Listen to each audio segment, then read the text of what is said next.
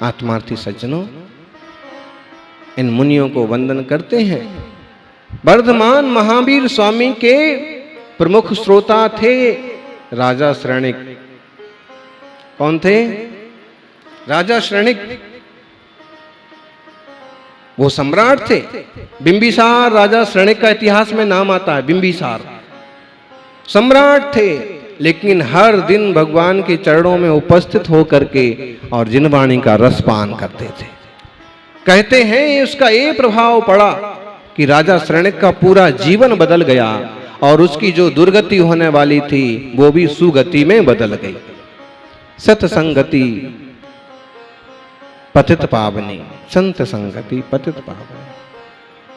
मैं उन सभी को नमस्कार करता हूं, सभी को एक साथ नमस्कार करता हूं। अब इतने मंच पर मुनि बैठे हैं, आप सबको एक जगह बैठ करके एक बार नमस्कार कर लेते हैं। सबको एक साथ साथ नमस्कार करता हूं। 720 तीर्थंकर भगवंतों को नमस्कार करता हूं। त्रिकाल 24 को नमस्कार करता हूं। 30 24 को नमस्कार करता हूं। सारे 3 कम 9 कोटि मुनिराजों को बारंबार नमस्कार करता हूं। ये क्या हुआ? समगम समगम, एक साथ एक साथ। ऐसे भी कर लेते ना, जैसे अभी मालवीय जी ने किया, मुनियों को वंदन करके आप सबकी तरफ एक बार हाथ जोड़ दिए, माने आप सबको भी हमारा जय जिनेन्द्र प्रणाम। एक साथ हो गया समगम। अब इसमें अपन ये हिसाब ना लगाएं कि हमको नहीं किया, हमको नहीं किया, इनको नहीं किया। गुरुदेव ने ऐसे आशीर्वाद दिया, आप सबने जिनवाणी हुई, नमस्कार किया और उनने यूं हाथ किया। इसका मतलब है सबके लिए आशीर्वाद। सब सुख से रहो, आनंद से रहो, धर्ममय जीवन जियो। अब इसमें ये मतलब नहीं निकालना कि मेरे को दिया नहीं, ये सामूहिक हो गया, समगम। और फिर दूसरी तरफ से कहा, एक साथ नमस्कार करता हूं। और फिर दूसरी तरफ से कहा पत्तेगम पत्तेगम, प्रत्येक प्रत्येक को अलग अलग नमस्कार करता हूं। कभी मंदिर की वेदी में बहुत सारी प्रतिमाएं विराजमान हो और एक बार नमस्कार आप कर लो, वो नमस्कार हो जाएगा। लेकिन अगर आप विशेष आनंद की अनुभूति करना चाहते हैं तो एक एक प्रतिमा के मुख मुद्रा को निहारो, उनके आसन को, उनकी शांतता को, एक एक बड़ी से बड़ी और छोटी से छोटी मूर्ति का आप निहारो और एक एक को नमस्कार करो। आप उस दिन कुछ ऐसा अनुभव करेंगे कि मैंने पहले इस मंदिर का दर्शन किया ही नहीं। अभी तक हम क्या कर रहे हैं कि मूल नायक जिनेश्वर के मुख मुद्रा पर दृष्टि डाली और प्रणाम किया, और लेकिन जो वहां आजू बाजू में भी विराजमान है। मुझे एक दृश्य आज तक याद आता है, हमारा व्यक्तिगत, कि एक बार बनारस भेलूपुर जाना हुआ। बनारस बहुत प्रसिद्ध है भोलेनाथ के लिए भी और पारसनाथ के लिए भी। पारसनाथ का जन्म स्थान है, सुपार्श्वनाथ भगवान की जन्म भूमि है। तो जब भेलूपुर के मंदिर के दर्शन किए ना, तो उसमें क्या था कि 3 प्रतिमाएं विराजमान थी। ऊपर वाले पार्श्वनाथ, उसके सामने भी एक छोटी वेदी बना के एक और पार्श्वनाथ, और उसके सामने भी एक गोल सर्प जैसा आकार बना करके छोटी सी वेदी पर एक और छोटे पार्श्वनाथ। तीनों श्याम वर्ण की मूर्ति, और ऐसे तीनों एक लाइन से विराजमान थी। और जो फोटो खींची उस जमाने में, आज 25 साल बीत जाने के बाद भी वो दृश्य याद आता है कि 3 मूर्तियां एक साथ कैसी शांत मुद्रा में विराजित हैं, और एक एक की सूरत एक एक से मिल रही है। आंख भी, नाक भी, शांतता भी, वीतरागता भी। तो एक अलग आनंद की अनुभूति होती है। तो एक साथ भी बंधन और सबको अलग अलग भी बंधन। नमस्कार, जय जिनेन्द्र प्रणाम। भाई एक साथ जो आप कर लेते हैं ना, कभी कभी हम बोलते हैं ना, हमने सबको जय जिनेन्द्र कर तो लिया, उसका असर अलग पड़ता है। लेकिन आप व्यक्तिगत रूप से मिलते हैं कि आप पधारे, बहुत अच्छा हुआ, आपने माइक पर बोल दिया कि आप पधारे मंत्री महोदय, बहुत अच्छा किया आप, और इस मंगलमय चतुर्मास में पधारे और हम लोगों की बहुत इच्छा थी वगैरह। लेकिन आप व्यक्तिगत रूप से मिल जाएं और बात करें तो उसमें क्या होता है, एक तरह का विशेष जुड़ाव महसूस होता है। ऐसे पूरे मुनियों को वंदन किया वो अलग चीज है, पड़गाहन में भी पड़गाहन करने खड़े होते हैं तो यूं सब के लिए पड़गाहन करते हैं, लेकिन फिर जब अलग अलग निकलते हैं तो पृथक पृथक पड़गाहन होता है, प्रणाम होता है, उस चीज का अलग आनंद होता है। आप समझ रहे हम क्या कहना चाहते हैं? जैसे वंदना के लिए जरूरी है, ऐसे आपके परिवार के लिए भी जरूरी है। परिवार में 4 सदस्य हैं, एक बार कह दिया भोजन कर लो। एक जमाना था, माँ आवाज लगाती थी भीतर से कि बेटा भोजन तैयार हो गया, बैठक में जाओ, पापा को, काका जो बैठे हैं सबको एक बार बोलाओ, भोजन कर लो। हो जाता था, एक बार खड़े होके बोल देता था कि भोजन तैयार हो गया, सब जने चलो। ये तो हो गए एक साथ। अब एक साथ में क्या हुआ कि चाहे तो सब जने आ जाएं और चाहे तो उस घर से एकदम सीधे संबंधित हैं वो पिताजी और काका जी बस आ जाएंगे, और जो दूसरे 2 जने बैठे हैं रिश्तेदार वो हो सकता है चले जाएंगे। लेकिन फिर प्रत्येक को भी कहा कि आप सभी को आना है, और फिर अलग अलग भी कहा कि आप भी काका जी आप भी चलो, सब जनों को भोजन करना है। उससे आत्मीयता ज्यादा बढ़ जाती है। किसी व्यक्ति से ऐसे ही जब हम भगवान की गुरु की वंदना करते हैं तो उसमें निर्जरा विशेष बढ़ जाती है, पुण्य विशेष होता है। परिवार में अगर 4 सदस्य हैं, 6 सदस्य हैं, 10 सदस्य हैं, तो प्रत्येक का सम्मान बनाए रखना आप सबका कर्तव्य है, प्रत्येक का। आप अगर घर के मुखिया भी हैं तो अभी आपको अपनी पत्नी के साथ कैसा व्यवहार करना चाहिए। बरसों बरस जिसने आपका साथ निभाया है, आपके बेटे छोटे हैं कि बड़े हैं, लेकिन आपको कैसा व्यवहार करना चाहिए। अगर छोटे हैं और एक आध बार डांट दिया तो चल भी जाता है, लेकिन अगर वो बड़े हो गए हैं, बोलते हैं जब बाप का जूता बेटे के पाँव में आने लगे तो फिर बाप को बाप नहीं रहना चाहिए, दोस्त बन जाना चाहिए। समझ में आ रहा भगवती? और बल्कि उसका तो नंबर एक और बढ़ गया, फिर दोस्त बन जाना चाहिए। माने बात भी करें तो सम्मान से करें, प्यार से करें और एक विवेक के साथ करें। आप पूरे परिवार को लेके तभी चल सकते हैं जब सबका साथ भी जुड़ाव रखें और अलग अलग भी सबका ख्याल रखें।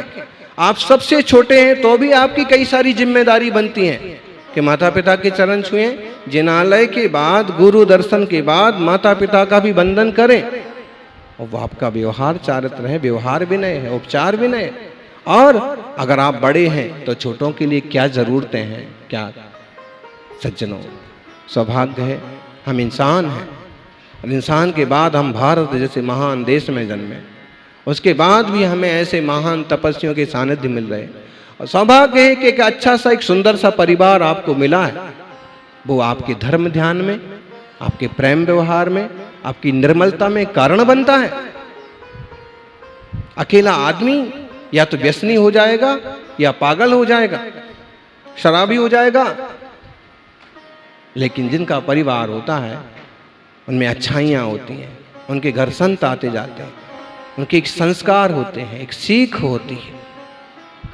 इसलिए इन बातों को आप ध्यान रखें और सब अरहंतों को, सिद्धों को नमस्कार करके गणधरों को नमस्कार करता हूं। गणधर का मतलब हुआ गण को धारण करने वाले आचार्य भगवंत। किसी ने पूछा था कि गणधर भी आचार्य कहलाते हैं क्या? तो हाँ, तीर्थंकर हो गए, केवल ज्ञानी भगवंत हो गए। पहले परमेष्टि अरहंत, दूसरे सिद्ध अपने नमोकार की गणना में, तीसरे आचार्य परमेष्टि। ये भी तप करके किस दिन पार हो जाएंगे, किसी के पास गणित नहीं है। उपाध्याय परमेष्टि अज्झावय वग्गाणम, जो दूसरों को पढ़ाते लिखाते हैं। और सब साधु भगवंतों को नमस्कार हो। इन देव शास्त्र गुरु, इन आचार्य उपाध्याय मुनिराज के पास जो दर्शन ज्ञान प्रधान चारित्र है, मैं उसका आश्रय करता हूं। और मैं चारित्र को तब तक चाहता हूं, उपसंपयामि सम्मम, साम भाव को प्राप्त होता हूं जब तक कि मुझे निर्वाण की प्राप्ति न हो जाए। शांति से सब कुछ उपलब्धि होगी ज्ञानी। दिमाग को ज्यादा मत उलझाओ, धर्म ध्यान में अपने चित्त को लगाओ। किसी भी बात का इतना ज्यादा बहुत सोचते हैं कई बार लोग, किसी भी बात का इतना ज़्यादा एनालिसिस न करें। एनालिसिस मतलब क्या होता है? डॉक्टर कौन कौन है? एक डॉक्टर है, वो भी महाराष्ट्र। एनालिसिस मतलब छानबीन, सोच, चिंता। किसी भी बात का इतना ज्यादा एनालिसिस ना करें कि दिमाग को पैरालिसिस हो जाए। भगवान ने जिंदगी जीने के लिए दी है, शुभ कर्मों ने जीवन जीने के लिए दिया है, पोस्टमार्टम करने के लिए नहीं दिया। लोग इतना ज्यादा सोचते हैं, इतना ज्यादा सोचते हैं। अरे जो होगा सो सामने होगा ना, थोड़ा शांति रखिए, धैर्य रखिए। जब हमने सब कुछ सौंप दिया है भगवान के चरणों में, गुरु के चरणों में, तो फिर चिंता करने की क्या बात है? चिंताओं से, संकटों से ज्यादा मत उलझिए, रास्ते बनते जाएंगे। गुरु से मत कहिए मेरी परेशानियां बहुत हैं। गुरु से मत कहिए कि मेरा दुख बहुत बड़ा है, दुखों से कह दीजिए मेरा गुरु बहुत बड़ा है।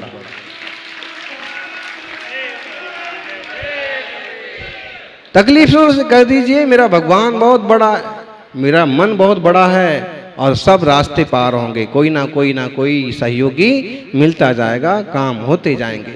इसलिए बहुत ज्यादा चिंता करने की बजाय चिंतन करो।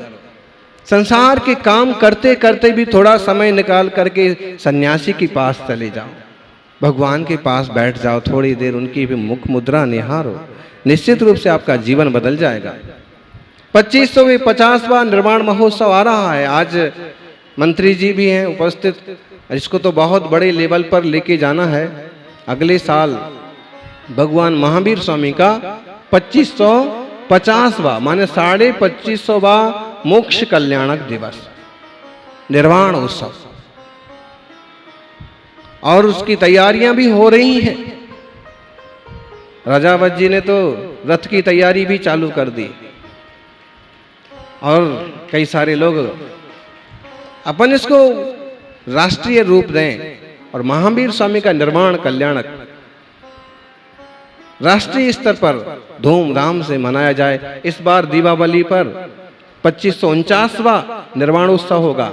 उसके साथ ही 2550वां वर्ष चालू हो जाएगा। अगली दिवाली पर उसका समापन समारोह मनाया जाएगा। धन्य है भी भगवान महावीर स्वामी ने, जिनने जिंदगी भर लोगों के कल्याण के लिए काम किया और एक सूत्र दिया, परस्परोपग्रहो जीवानाम। लोग आपस में उपकार करें, सहिष्णुता से रहें, एक दूसरे का ख्याल करें, तो ही वो मनुष्य कहलाने के लायक हैं, वरना वो मनुष्य भी कहलाने के लायक नहीं है। जीवों का कर्तव्य है कि वे एक दूसरे का उपकार करें। इसलिए महावीर स्वामी जानवरों की भी हिमायत करते हैं कि जानवर भी जीव हैं, इसलिए जानवरों को, पशु पंछियों को भी तकलीफ नहीं दी जानी चाहिए। ऐसे प्रभु जिनने पर्यावरण, प्रकृति और सारी चीजों को 2550 साल पहले समझ लिया था, अपने सर्वज्ञत्व के बल पर रास्ते दिखा दिए थे, आज भी वो प्रासंगिक हैं। हम इस वर्ष में कुछ योजनाएं बनाएं ताकि उनके सिद्धांतों को, उपदेशों को दुनिया के कोने कोने तक पहुंचा करके लोगों का जीवन बदल सके, लोगों का जीवन स्तर ऊंचा उठा सके, एक सांस्कृतिक और सभ्यता के मूल दुनिया में पहुंचे। प्रभु से प्रार्थना है कि हम सभी भी उस साम्य भाव को उपलब्ध हों। कहते हैं महावीर स्वामी के लिए चंड कौशिक नाम के सर्प ने दंश किया। लोगों ने समझाया, हे मुनिराज, इस रास्ते पर मत जाइए, इस रास्ते पर ऐसा भयंकर नाग रहता है कि जो भी यहाँ से गुजरता है वो वापस नहीं आता। कहते हैं वो इतने शांत महावीर कि सुन करके कोई जवाब नहीं दिया, फिर कदम बढ़ाने लगे। फिर लोगों ने समझाया, क्या सचमुच आपको मरना है? तो फिर भी कोई जवाब नहीं। उनके दिल में हमेशा से सबके लिए दया थी, सांप के लिए भी उनके मन में दया थी। मैं जाऊंगा, हो सकता है कि मेरे स्पर्श से उसका जीवन बदल जाए। और गए और कहते हैं उस पिछले भाव के घोर तपस्वी, घोर क्रोधी, जो पहले सन्यासी था, अपने कसाय से मर के सांप बन गया था, नाग चंड कौशिक, उसने दंश किया। पांव में जोरदार डंक मारने के बाद, एक बहुत प्रसिद्ध कथा है अर्धमागधी साहित्य की, और इसके फोटो बनाए जाते हैं।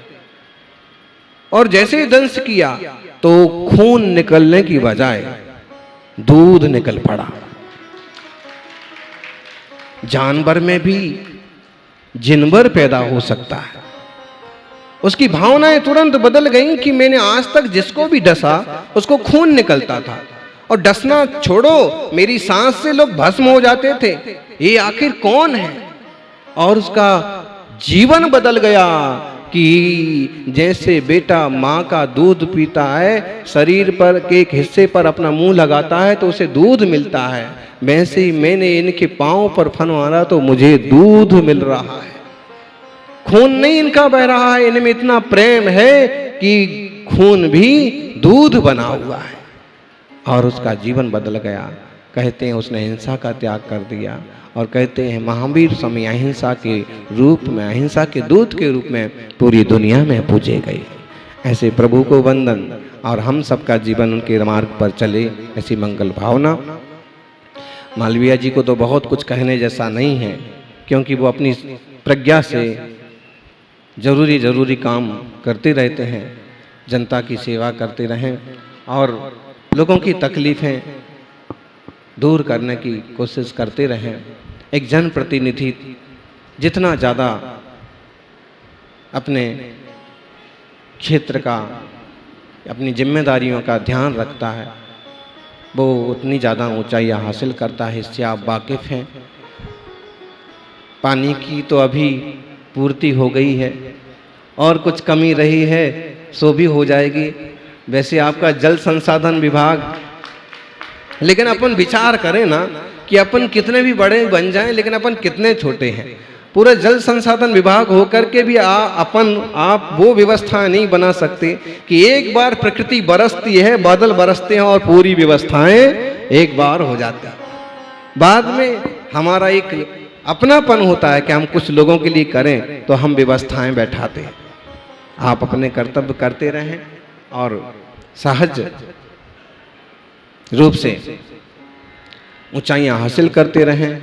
श्रावकों, अपना यह जीवन आत्मशुद्धि के लिए है, इसलिए उस दिशा में पुरुषार्थ करिएगा। सबका मंगल हो, यही भावनाएं। जय बोलिए 24 तीर्थंकर भगवान की जय।